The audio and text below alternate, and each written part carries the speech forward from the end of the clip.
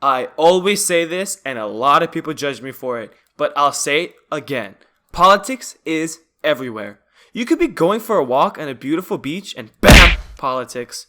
You could even be looking through your fridge, and BAM! Politics. You could be watching a child-friendly cartoon, and BAM!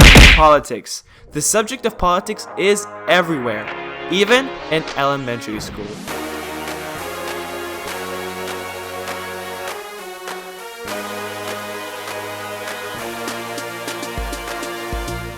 Now let's get something straight. Everyone didn't go to the same elementary school, and therefore, it's important to note that the specific things I say might not have applied to your experience, especially since I attended elementary in the 2000s. But I'm pretty sure there will be at least something that you can relate to if you enter an elementary school in the US.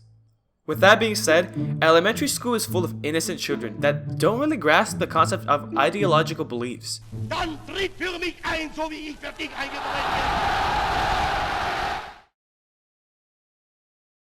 Which means that they're just still learning how to judge others. But oh boy, this does not stop them from trying to do so. Let's start off with the structure of an elementary school. Hierarchies have not yet formed, so I don't think we need a pyramid or a food chain just yet. That stuff starts in middle school. Elementary school is mostly socially structured through 3 categories or divisions. We have the losers, we have the winners, and we have the meh group. Converting and switching into these groups was super easy, which is a key reason why there's no real structure. It's just way too fluent and flexible. To be a winner, you need to do the following. Have a teacher's role. This is probably the hardest to achieve on the list because it is either chosen by random chance or by merit. Basically, you either be a teacher's pet, like stupid Susie. No, get out of here! Or you try to win a lottery. An example of a teacher's role is line leader, or if your class is lucky enough, the person in charge of taking care of the class pet. Be athletic. It's always the fastest runners, best at dodgeball, or the ones that can do more push-ups than the PE teachers that get all the girls. And if you were amazing at writing this thing, then you would have the teachers drooling too. Have skill in trade. Trading was a key element to my childhood. Do you guys remember Pokemon cards? Beyblades? Bakugan? Or how about silly bands or buddy bands, whatever you called them? You just had to make sure that stupid Susie didn't catch you gambling with the boys. Be smart or have skills on the computer. I always looked up to the guy who knew multiplication before we even started learning 2-digit addition.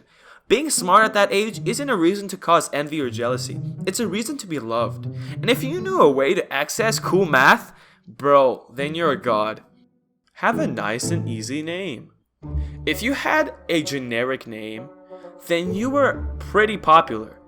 Just imagine how many times each student thinks of you when your name is in a textbook or a math problem. I'm telling you, the Brandons, Billies, and Bobs were most likely winners.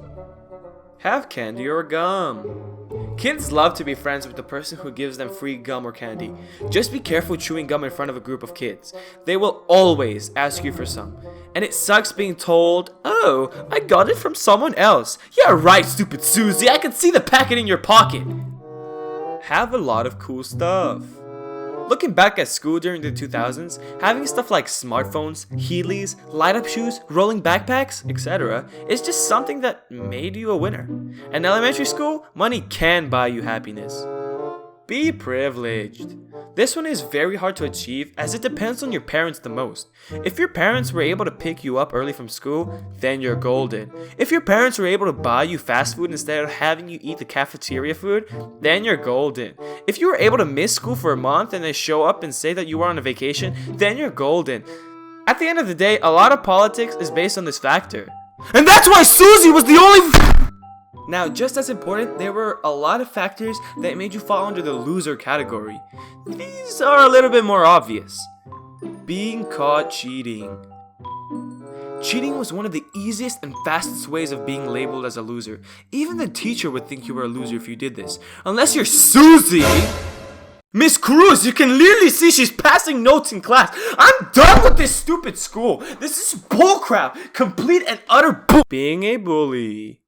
Although this one gave you almost the same benefits of being a winner, it was a facade. It granted you access to getting cool stuff and free food occasionally, but at the end of the day, nobody really liked you. Being overweight or homosexual. This one actually makes me sad, and is probably the most controversial, because body shaming, or even worse, shaming for sexual preference, was a big issue in elementary school. Kids try to mimic the views of their parents subconsciously, and unfortunately, back then, parents were not always the best role models. And the kids that were well brought up were usually the ones less vocal, which just caused a lot of issues down the road. I believe that a lot of racism and homophobia is due to the kids being too afraid to speak against these awful things, and it didn't help if your teachers were the bad ones. Plus, at that time, sexual orientation and preferences is so confusing for a child, it's better not to make fun of them for it. Having bad appearances or no toys. Kids are young and sometimes shallow. Having certain toys and clothes can change their perception of you. As a result, if you have a lack of toys or just bad clothes, you're going to have a hard time in elementary school. Being foreign. This characteristic is really cool in middle school or high school because of the motto, if you ain't foreign, you're boring. But in elementary school, if you sucked at making friends because of a language barrier, then you were most likely shunned. Being male was probably worse than being a winner or even a loser. I say this because we all remember the winners and we definitely remember the losers. But do you guys remember the people in the middle? I guess there were those characteristics that made you a winner and a loser at the same time. And people sometimes did both. People made mistakes. It happens, you know? I most definitely made loser and winner highlights during my time. But like I said, I don't remember anyone who did neither.